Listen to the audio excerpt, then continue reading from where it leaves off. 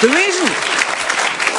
reason why actors love the theatre is because they have more control. I mean, the director can't stop you and say, cut, cut, cut, do it again. I mean, once you're out there, you either do it or don't do it. You're on your own, you know.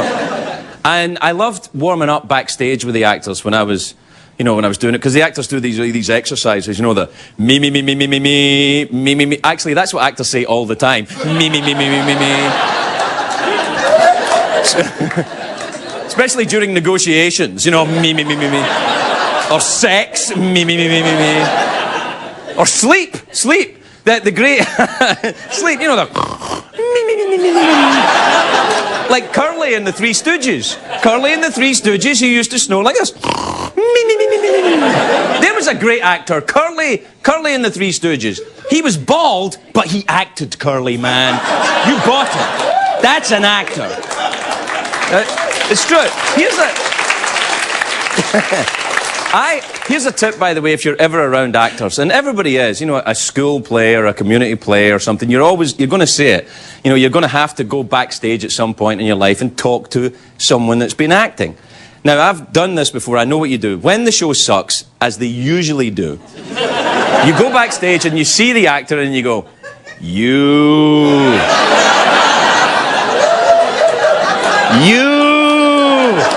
Whoa! You!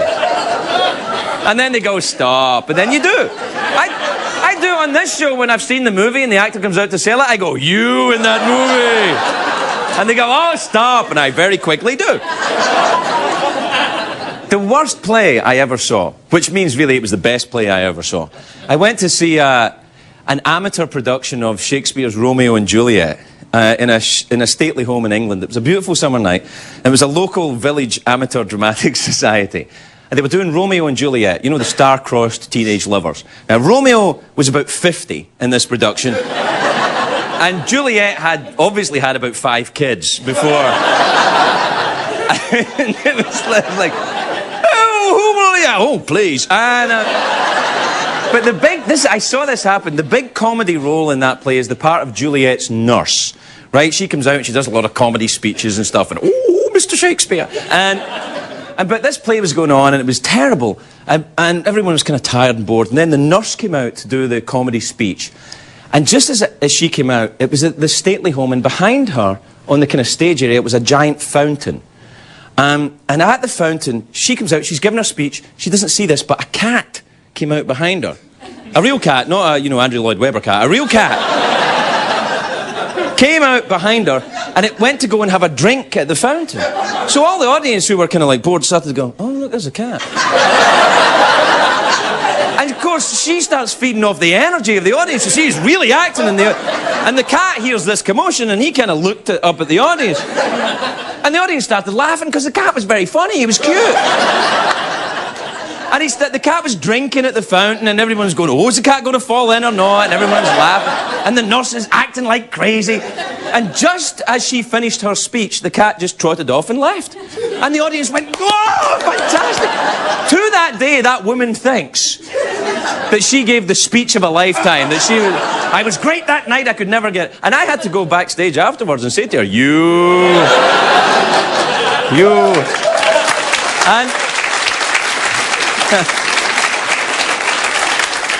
And I wanted to say, and the pussy was magnificent. And what I meant, the cat. The pussy cat. Man, get your minds out of the gutter. Anyway,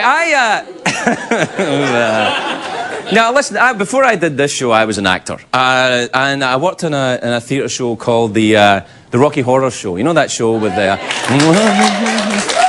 I played the All-American Boy. I'm not kidding. Brad Majors, and it was a year in the West End in London.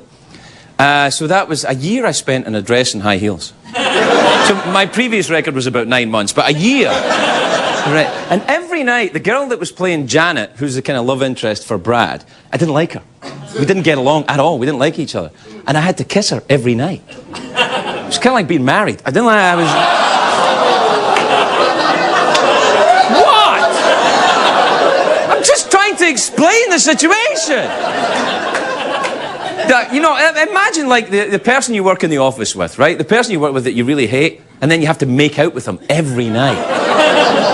It was kind of hot, actually. I don't know why.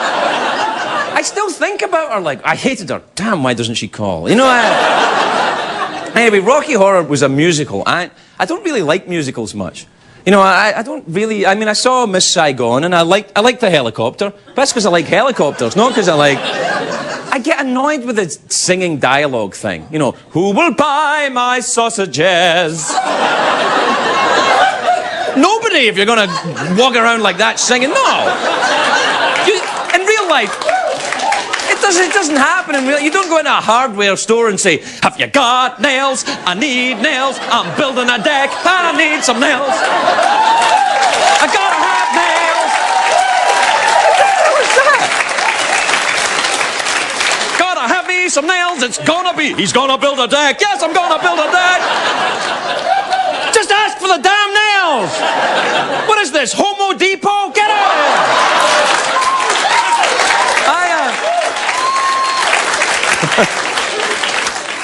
I have to say, though, I did see the ABBA musical, the Mamma Mia musical. Do you see it? That's a great, great show. I loved that show. Because you know all the songs.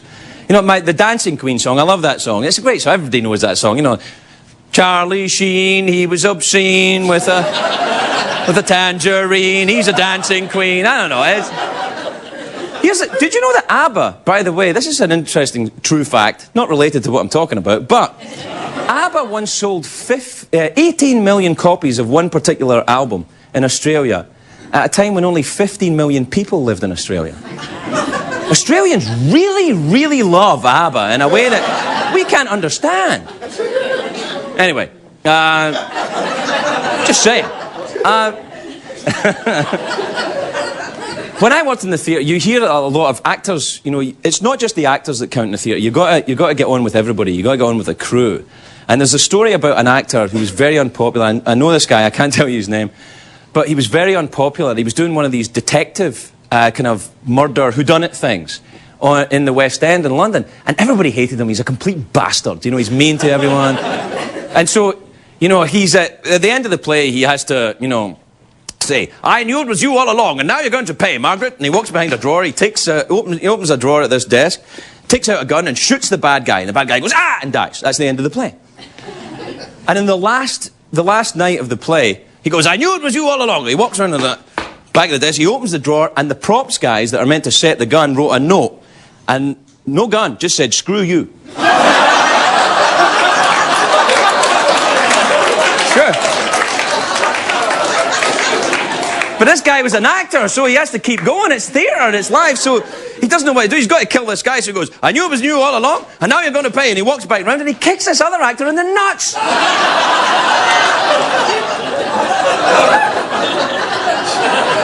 the other actor has to die, or the play doesn't make sense. So he went, ah, the shoe was poisoned, and then died.